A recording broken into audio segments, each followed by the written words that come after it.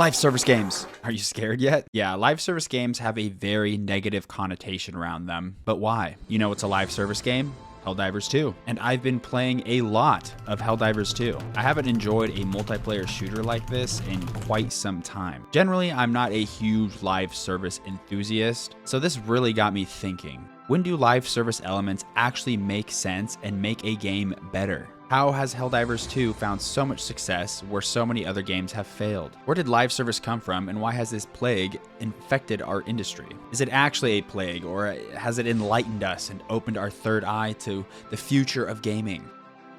Hello y'all, I'm Troy, and yes, today I want to try and really dig into the live service elements of video games and just have a conversation around them. I think it's a very interesting topic because so many developers have tried and failed when it comes to live service, and all while making some very questionable decisions. And even though there have been a ton of failures, developers keep chasing this golden goose. It's a very controversial topic of the gaming industry. Whether you like it or not, it does look like live service elements are here to stay. I mean, look at some recent developer remarks, such as from WB Games, which recently had a huge failure in the live service Suicide Squad, and then a huge success in a more single-player, story-focused game in Hogwarts Legacy. It's literally the definition of insanity, doing the same thing over and over and expecting different results. It's honestly fascinating how live service hungry these developers are. So what exactly is a live service game? And most importantly, when does it actually make sense and make a game better? When does it benefit us as the consumer for live service elements to be present in a video game? Or maybe it's just some corporate buzzword. Like, where did all this come from? Let's go ahead and start off by defining what a live service game really is and maybe dabble a bit into its history. Then I'll break down when I think live service elements actually work and make sense versus when they fail, and give some examples. But before we dive in, if you enjoy my content, please don't forget to like and definitely subscribe. I make videos on all types of gaming topics, but I also try to review the newer video games that I play, and oh, do I play a lot of video games? So go ahead and subscribe and join the fun. And I'd like to address the elephant in the room. If you're following me, yes, I have moved the Seahawks flag to up there a little bit, up there. I never meant for it to be like just so in your face over here. I felt like it just didn't make sense to be that much in my face. So I moved it in the corner. So hopefully still big shout out to my Hawks fans, but also let me know down below what your thoughts are on live service games, or maybe a specific one like Helldivers 2. Are you a thorough live service enjoyer? I'm not crazy for like live service multiplayer games, but if one's good, I'll definitely hop on and play. Anyways, I enjoy reading and responding to everyone's nice comments, you know, keyword nice. Please don't be a meanie pants.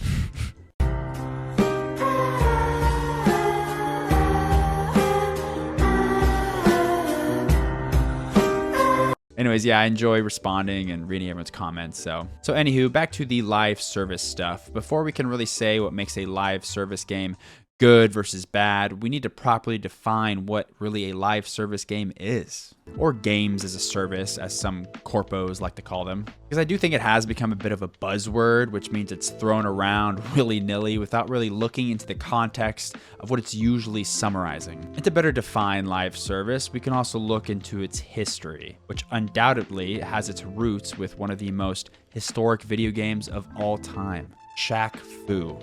Just kidding, of course. Of course, I'm talking about World of Warcraft, more generally MMOs as a whole, but World of Warcraft is one of, if not the biggest MMO of all time. And it's one of the first games to really create that live service culture that publishers now are always looking to recreate and bring it into the mainstream. Now, I'm not saying this was the first game to be addictive, nor the first MMO. No, there were actually plenty of other addictive games that were much older. Shout out to RuneScape, which was definitely very similar and kind of came up at the same time as World of Warcraft. But WoW was just the first to sort of create that culture and community around constant updates, endless endgame grind, and that always online mentality, and bring it to a more mainstream audience, and in turn show these corporate executives how much money they can actually make by fostering this. I mean, just look at South Park's episode on WoW, one of my favorite episodes of all time, where its players are depicted as basement-dwelling, always online greaseballs. But it just goes to show the impact that WoW had on not just the gaming industry, but pop culture. Oh, that's Skit's a big boy, isn't he? So taking that historical context and looking at the industry now, the goals of a live service game are to create that constant community and culture, that constant grind where players will log in weekly, if not daily. In turn, companies will monetize this in some way to try and ensure a constant stream of steady revenue. This allows them to just drip feed smaller bites of content for money rather than create whole experiences from scratch, which requires more time and money up front, and with that, more risk. Now, how developers go about this can be a little different, but there's always some level of constant spoon feeding of updates and content, hence the service part, that is supposed to keep you engaged, as well as some form of constant monetization, whether that be just like a straight up subscription like WoW, or periodic battle passes, microtransactions, or maybe a combination of it. So I'm kind of going off a tangent here, but in summary, at its core, a live service game is just a game that is intended to be consistently updated and changed with new content while having some sort of consistent revenue stream for the developer. This creates a sort of ecosystem or symbiotic relationship where the game will continue to be updated so long as people are paying into this revenue stream. And again, how developers try to get to this relationship and the mechanics they use is wildly different. But without a doubt, the player base does need to be hooked in some way. And a lot of developers lose sight of this, but the game has to be good.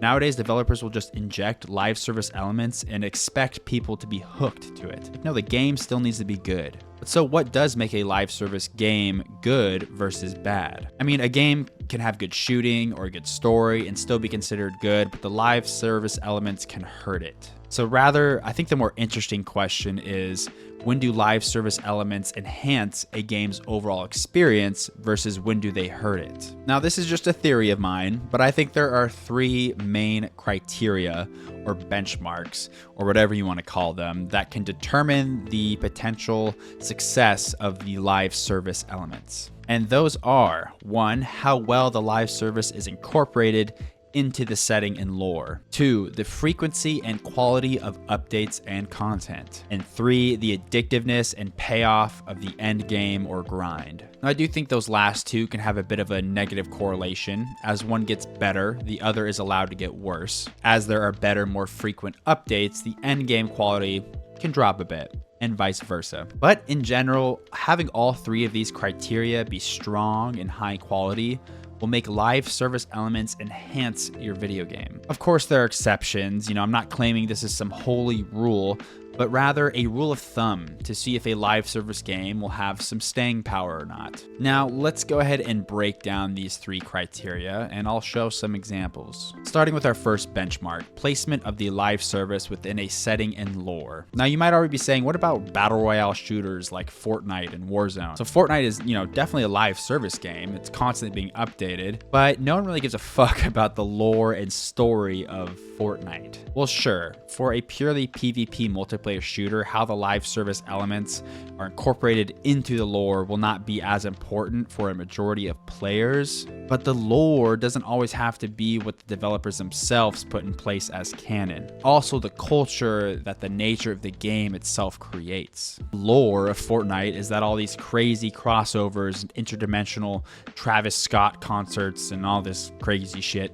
Now, not my cup of tea, but how the live service is incorporated into this is a big part of why Fortnite is so successful and popular. Live concerts and all these crazy skins, it keeps people talking about and playing Fortnite. Another example being Warzone. That's giving middle-aged balding men their war fantasies. So this still does make sense for purely PvP shooters. The live service stuff has to fit nicely into the setting to further enhance it. Now let's take a look at two recent live service games that have had two completely different outcomes, which I will use frequently for the rest of the video. Now the winner here being Helldivers 2, and the loser being Suicide Squad. Both are live service shooters that were released in February. Both plan to have frequent updates and content doled out over time, but one has been a smashing success and the other a complete failure. What happened? Perfect case study here. You can see how Helldivers 2 live service elements actually enhance its world. The Galactic War, a constant ever-changing conflict between Super Earth and its alien threats. Live service elements are weaved all over this conflict. Makes sense to log in every day to help contribute to the planetary liberation. A culture is created around certain planets being hard to capture.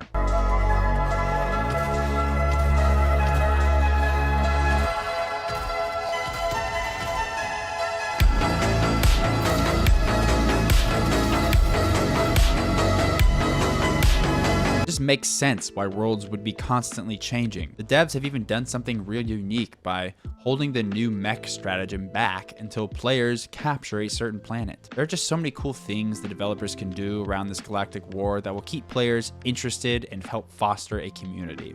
Now let's look at Suicide Squad. The live service is incorporated by having 13 interdimensional copies of Brainiac, the final boss that need to be lured out by grinding out the same 3 missions in a sandy version of Metropolis.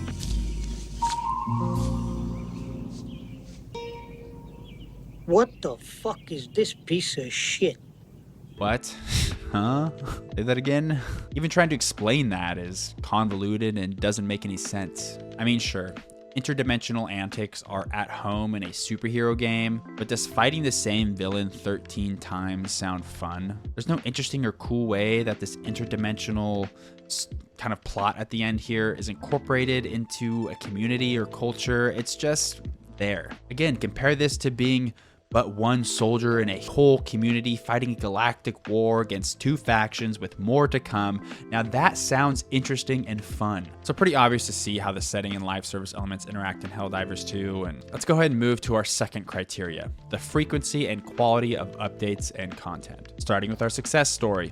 Helldivers 2, released on February 8th, and has already released Mechs, a game-changing new stratagem, a 3rd war bond that includes 3 armor sets, 4 new weapons, a new grenade, a bunch of new emotes and player cards. And that game already came with 2 war bonds to grind, now we just have a 3rd. There's also been a ton of smaller updates with the new major and minor orders, and the nature of the Galactic War itself has planets changing that we fight on almost daily. So in reality, this game changes to some degree almost daily. Now, what has Suicide Squad done since its release on January 30th?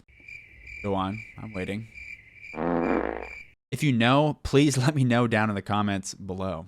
Now, they have their first battle pass planned for March 28th, and that includes a whole new character and the odd, young, skinny Joker. I don't know, that character design's weird. At least buy me dinner first.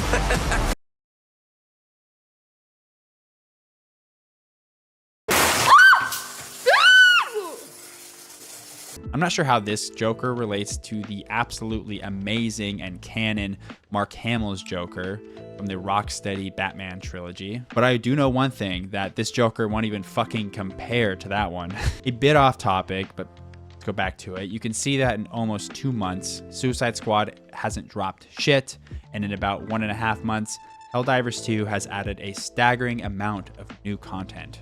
Now let's go ahead and look at our 3rd criteria for live service greatness, addictiveness and payoff of the end game and grind. A common structure for video game progression is that when you first begin a game, there is usually a period of time where you level up or obtain new items quickly and move up in power at a more rapid pace. Then eventually this begins to slow down and level out. This is especially common among live service games or games with RPG elements, right? Eventually you are gonna hit a grind where you have most of everything, but there are just a few shiny baubles that just take a hell of a long time to hit. This is meant to encourage players to continue to play even if their character is essentially maxed out in strength. Essentially, you just want something that top level players will continue to grind and grind for hundreds or thousands even hours to obtain. Now this grind needs to be addictive in the sense that it's actually enjoyable, aka the gameplay doesn't suck ass, as well as it needs to have a decent payoff. Now having this in place will obviously keep players around even in between times of new content drops. Now let's take a look at our 2 examples, starting with our darling child, Helldivers 2, which kinda goes against the user progression formula I just kinda laid out, as you are doled out new items and stratagems at a more consistent rate. It slows down a little bit, but it's a little more consistent. But the main grind comes in the form of the war bonds, which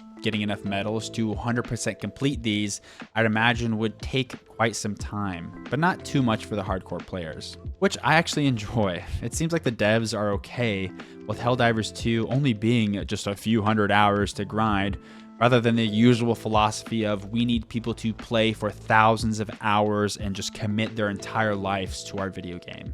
And if 100 hours of gameplay off the rip isn't enough for you, all I gotta say is, please, go outside and touch some grass. Also, where Helldivers 2 really shines in its grind is just its addictiveness and its core gameplay, which is phenomenal, as well as it can keep things pretty fresh with procedurally generated maps and again, just how frequent things change. Now let's go and take a look at Suicide Squad, which its grind is just, again, convoluted. I'm not going to waste my breath attempting to explain it all. Essentially, from my understanding, because I really didn't play much of it, it's a shit game, you grind a few different types of currencies to eventually obtain minor stat increases and higher difficulties. There are also some sets of loot you can collect that of course kind of suck. At a glance, both Suicide Squad and Helldivers kind of have a similar grind where you're going to grind difficulty and loot. The difference, again, lies at their core. Suicide Squad has you grind by just replaying the same 3 or 4 missions with the same shitty, boring enemies, compared to Helldivers with procedurally generated missions, and there's a whole bunch of types. It just doesn't have the same emergent gameplay like Helldivers with interesting and cool enemies. Literally just thinking about having to grind through Suicide Squad, I'm at a loss for words. It literally makes me want to Jesus. So just to wrap everything up, I hope we answered some questions and shined a little bit of light on live service games today. Yes, they get a bad rep, and rightfully so.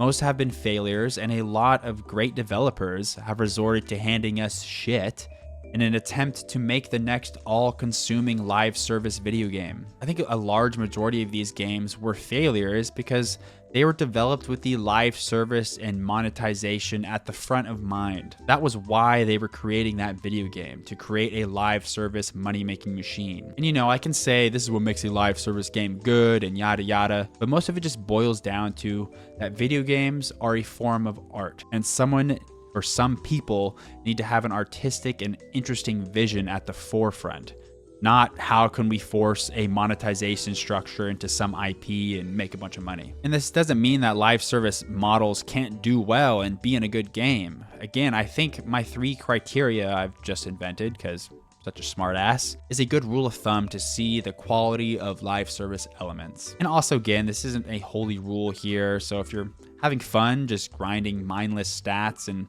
Suicide Squad and fighting the same enemies over and over, then good on ya. But maybe go see a doctor. I joke. It's okay if you like Suicide Squad, but there's better games out there, man. Better games. Let me know down in the comments below, what are your thoughts on live service games? Do you usually enjoy them? And if so, which ones and why? I'm honestly curious, because again, I know there's people out there that enjoy a large majority of live service games. Anyways, if you enjoyed the video, please don't forget to like and subscribe. Thank you so much. I hope you all have a wonderful day. Bye-bye.